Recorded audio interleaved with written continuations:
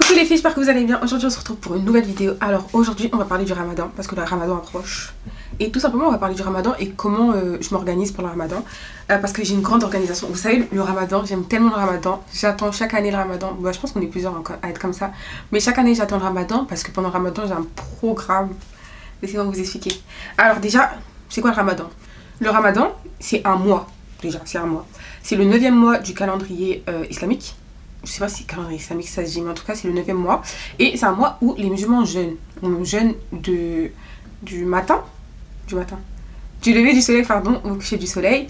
Et après du coup on mange du coucher du soleil au lever du soleil. Et après on doit s'abstenir de faire des choses pendant la journée aussi. C'est pas que en gros jeûner et rien faire, mais on a aussi des petites choses. Bah, du coup on essaye d'être meilleur pendant ce mois-là. Le ramadan c'est un pilier de l'islam. C'est l'un des piliers de l'islam. Il y en a 5 piliers de l'islam et ça fait partie des 5 piliers de l'islam.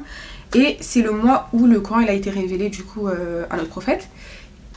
Et à la fin du ramadan, il y a l'Aïd. C'est pas l'Aïd du mouton. C'est pas l'Aïd du mouton. Mais il y a l'Aïd à la fin du ramadan. Et le ramadan ça dure après, enfin à peu près, soit 29, soit 30 jours. Maintenant qu'on sait c'est quoi le ramadan, je vais vous expliquer comment je m'organise. Et tout. Tout ce que j'utilise en gros pour préparer mon ramadan, pendant le ramadan et aussi un peu après. Déjà, est-ce que vous avez rattrapé vos jours les filles? Est-ce que vous avez rattrapé vos jours? Vous savez le ramadan je crois c'est dans... Je sais pas c'est dans combien de temps? Je sais pas, enfin c'est dans pas longtemps. Mais j'ai toujours pas terminé de rattraper mes jours. Il m'en reste 2 à rattraper et je vais les rattraper du coup Inch'Allah la semaine prochaine. J'espère du coup que vous avez rattrapé vos jours et que cette année, au moins cette année, on se dira qu'on va rattraper les jours directement au lieu de se dire à chaque fois ouais. Enfin au lieu d'attendre du coup jusqu'à l'année d'après ou bien juste avant le ramadan. Alors la vidéo je vais la couper, enfin je vais la disséquer on va dire en plusieurs parties. Là on va parler de avant le ramadan. Comment je m'organise. Avant le ramadan je me fais un planning. À chaque ramadan j'utilise un carnet. Là l'année dernière j'ai utilisé celui-là. Oh il est pelé comme vous poil mais bon. J'ai utilisé celui-là, l'année d'avant j'ai utilisé un autre. Cette année je vais utiliser celui-là. Je pense que vous connaissez hein, ces planeurs là. C'est des planeurs, il s'appelle Moussema Planner, donc je pense que vous savez c'est quoi.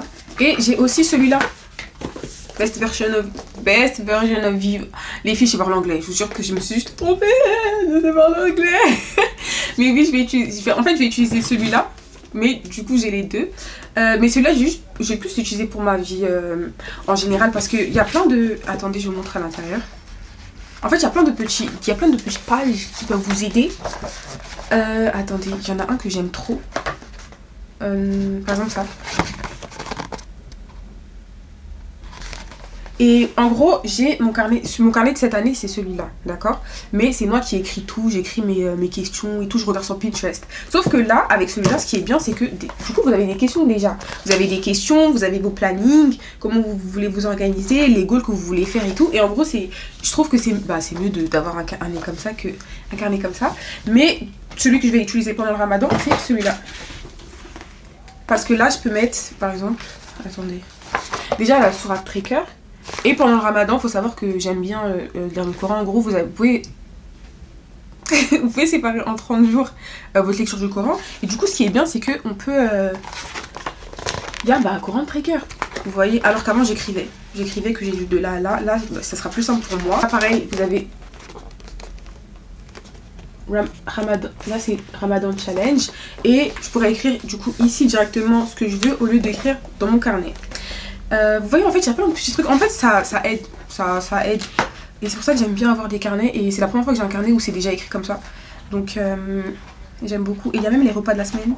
Donc je pourrais vraiment planifier mon ramadan. Attendez, focus. je pourrais vraiment planifier mon ramadan et tout sans avoir à faire des... Parce qu'avant c'est moi qui faisais les carrés et tout. Du coup ça va beaucoup m'aider. Moi je m'organise avec des cahiers. Vous savez de toute façon que j'ai 1000 cahiers. J'en ai plein. Regardez. Ça c'est celui de l'année d'avant, ça c'est celui de l'année dernière, ça c'est celui de cette année. Et du coup j'ai celui-là aussi pour le ramadan, celui-là je vais le garder pour ma vie perso. Enfin perso. Mais ouais. Du coup je m'organise avec mes cahiers. Avant le ramadan, je vais écrire tout ce que je veux faire. Maintenant ce que je veux faire, ça veut pas dire que je vais faire. C'est tout ce que moi j'aimerais faire. Donc vous mettez pas la pression par rapport à ce que vous allez écrire dedans. Par exemple je vais mettre que je veux terminer le Coran en 30 jours. Je veux faire mes 5 prières, je veux faire des prières en plus. Je veux quoi d'autre? Je veux me réveiller plus tôt. je vais aller à la salle. En gros, vous planifiez en gros ce que vous voulez faire pendant le ramadan. Par exemple, là, pour l'instant, je vais 5 fois par semaine à la salle. Pendant le ramadan, je sais que ça sera moins possible. Du coup, j'ai marqué au moins minimum, non, je pense 2 fois. Je vais mettre minimum 2 fois. Comme ça, en gros, je me mets pas la pression. Je sais que c'est le ramadan, il faut pas... il faut prendre les choses light. Si je veux faire des petites activités, par exemple pendant le ramadan, aller à la mosquée, aller à des conférences et tout, je vais marquer ça aussi. Ça veut pas dire que je vais tout faire, mais c'est dans mes objectifs. Après avoir écrit vos objectifs, ce que j'aimerais faire, c'est le premier jour du ramadan. Je sais pas comment, j'ai pas envie de dire n'importe quoi, mais le ramadan, il commence par exemple, on commence à jeûner lundi. Je sais pas si on va commencer quel jour, on commence à jeûner lundi, mais le ramadan il aura commencé dimanche soir, après la dernière prière. Donc ce même dimanche soir là, j'aime bien écrire toutes les invocations que je veux dire pendant tout le ramadan.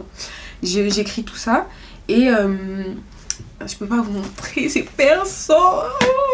J'écris toutes les invocations que je veux et après pendant le ramadan je ferai un autre truc. Mais là je vous parle d'abord avant le ramadan. Après que j'ai établi tous mes objectifs, le ramadan il commence, je commence à faire ma vie, etc. J'écris aussi les repas que je veux faire.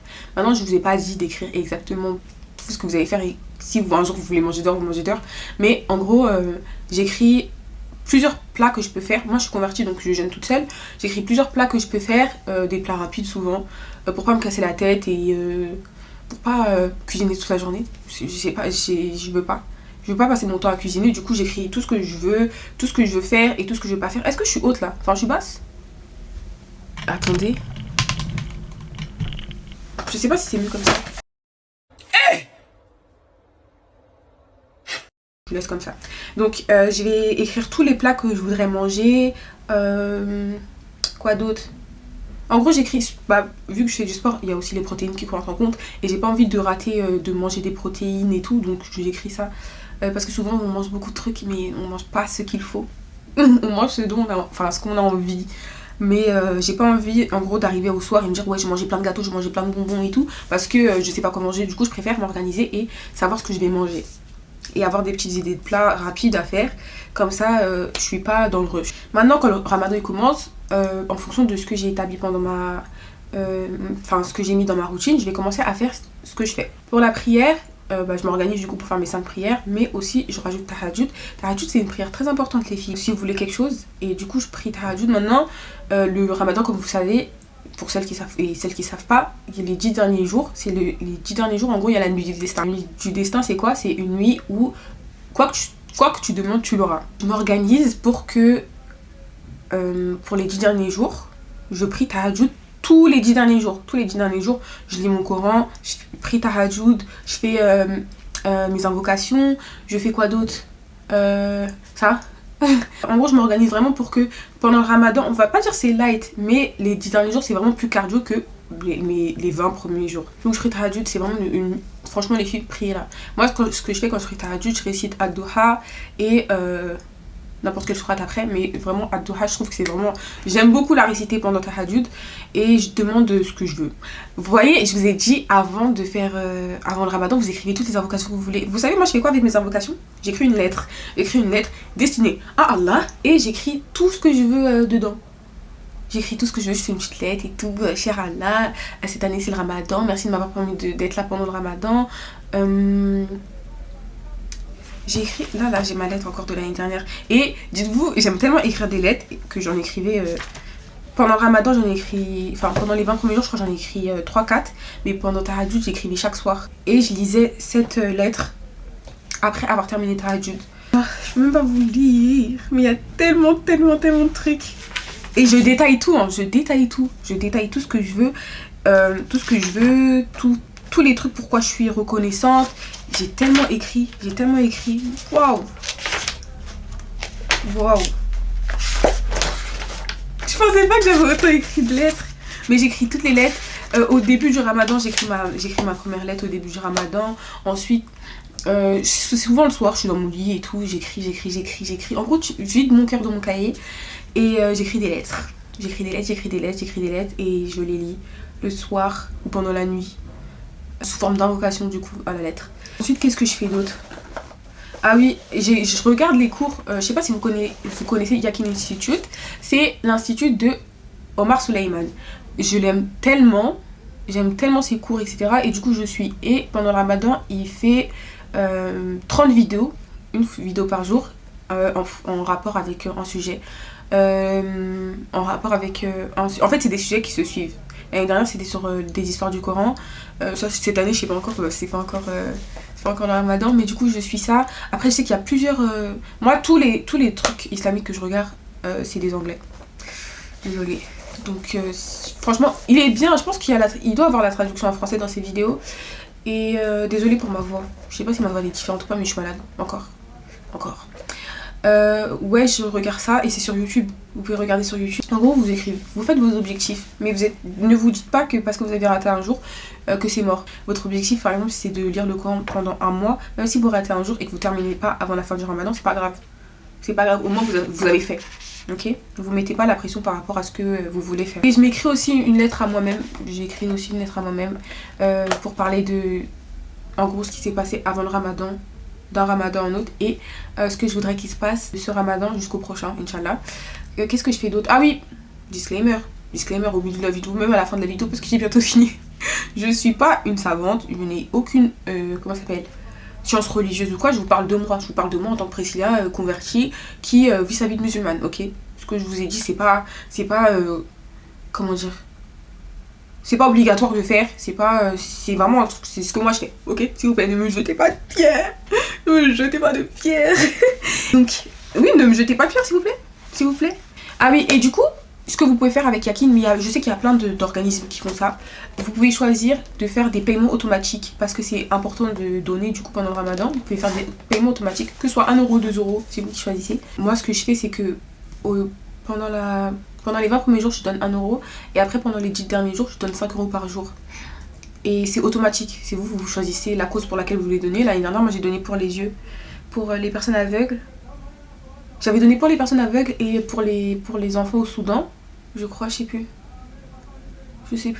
Mais en gros, vous choisissez une cause et après, vous donnez l'argent. Et vous mettez ça en paiement automatique. Comme ça, bah, en fait, ça sort de votre tête. Et vous faites vos petites bonnes actions.